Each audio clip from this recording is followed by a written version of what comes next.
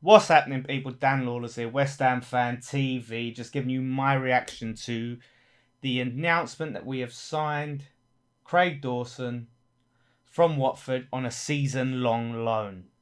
Now, this is going to be a bit of a minefield for me to try and navigate because I already know what the comment section is going to look like, right? It's going to be mixed up with people saying he's shit, and it's going to be other people saying, give him a chance, get behind him, right? I challenge anyone in the comments, right, to put your opinion across without using the phrase "get behind him." It's a challenge for anyone. See if you can say it without saying "get behind him." Honestly, I see that so many times. But of course, look, once Craig is West Ham player now, once he's on that pitch, we're all going to support him, get behind him, as long as he gives 100% every time. We won't be able to fault him, really. It's that's all we expect, and it's important to separate that. Look, any opinion I give, it's nothing personal to Craig Dawson.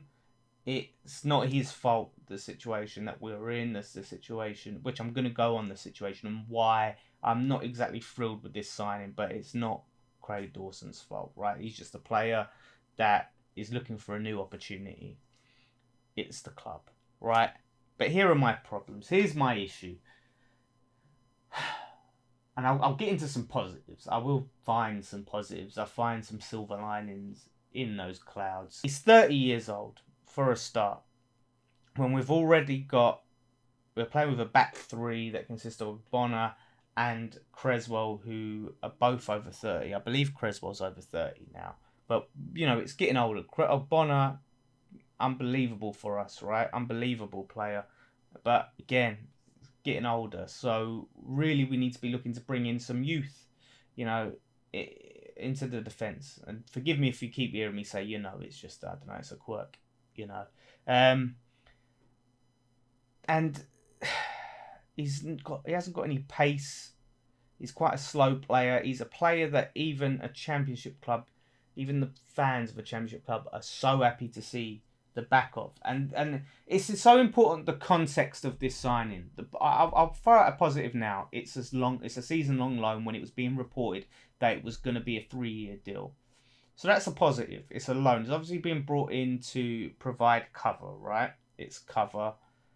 But look at it this way in the context of his signing. We sold Grading Diangana, and you're going to keep hearing people go on about it. You're not going to hear the end of it. People are saying we should stop talking about Diangana. No, because again, it's important for the context of this transfer window. It's so important because when we sold him for £18 million, a club statement came out saying that he was sold so we could strengthen our defence. We could focus on the defence. Bloody Sullivan went out and said, yeah, we sold him, so, you know, we've got too many wingers, we need to strengthen the defence. That's what the club said. That's what we was told. We'd invest that money in the defence. Yet, we have now gone and signed a player over 30 years old who's been relegated twice, whose fans at Watford, at this relegated club, cannot wait to see the back of. Now, when you get relegated, you want to try and keep your team, as much of your team as possible, those Premier League players, in order to, you know, try and get back into the Premier League and try and mount your campaign for promotion. But the fact that a lot of them attribute their problems to this player, and the fact that a lot of them, I mean, I'm going to get in some of the Watford fans' comments in a minute, but it does speak volumes. And does that really tell you that we're signing Craig Dawson because he is the best option out there to bolster the defence? No, like, this is what I'm saying. Like, we hardly spend any money on our defence. We've hardly spent anything over the years. And now you're finally just telling us, right, you see this exciting young player that we've sold for 80 million, we're going to invest that now into defence. Like, and they've gone and just signed this geezer on loan. Are you telling me there is, throughout this whole transfer window, there is no other player out there that we could have went out and got other than Craig Dawson? To me, he's the only option. There's no one better that we could have signed. I don't buy it. Honestly, I do not buy it. And now we're looking at, there's Ben Rama. We're trying to get this Ben Rama deal completed, which is about, the fee for that varies from 13 million to 30 million, depending on who you listen to. But apparently it's going to take us up to 30. So, do you not think then, all right, and we've sold Diangana to strengthen our defence, but what we're actually doing is spending 30 million on a winger when we've been told we've got too many wingers, to then get a loan for an unwanted centre-back? Does that not seem completely backwards to anyone? Does that just not seem just baffling, right? It's surely then the Tarkovsky, right? We were trying to do that deal, but we don't want to pay the money. Surely then, if you're going to pay the big money and you're saying that we've got too many wingers, you wouldn't then go and sign another winger for that sort of money. You'd sign a defender for that sort of money.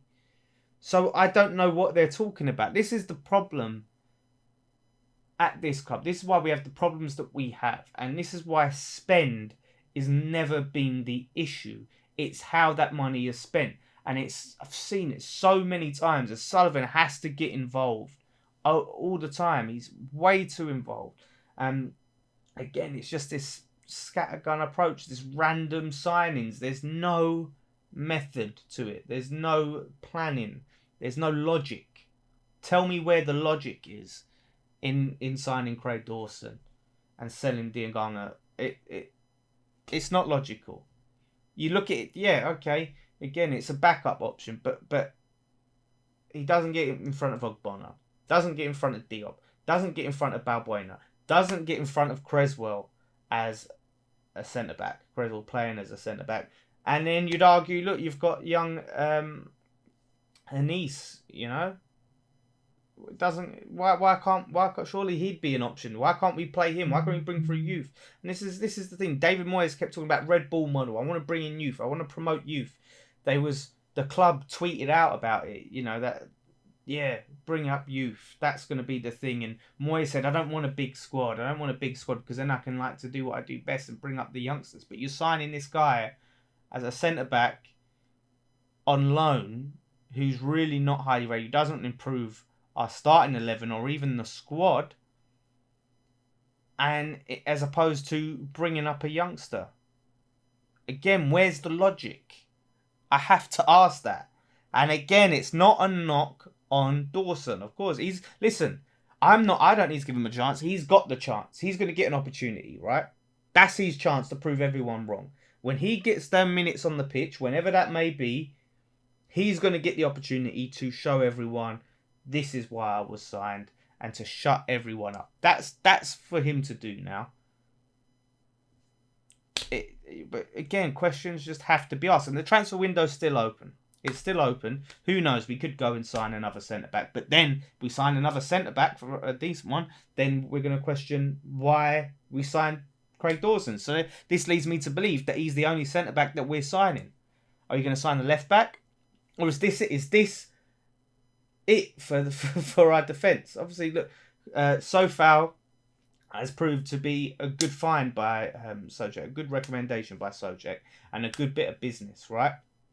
But we need a centre-back. Moyes wanted a centre-back. And I don't believe for a second that this is who Moyes had in mind. That he was like, Dawson, that's who we need to get. Like, where would he rank in the list of targets?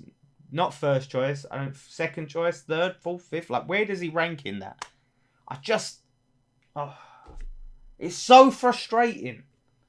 It's so frustrating. And I'd be so glad to see the back of this transfer window. Honestly, it's been doing my head in. It's been so tiresome. Whether good or bad, I just want it shut and I just want to get on with it.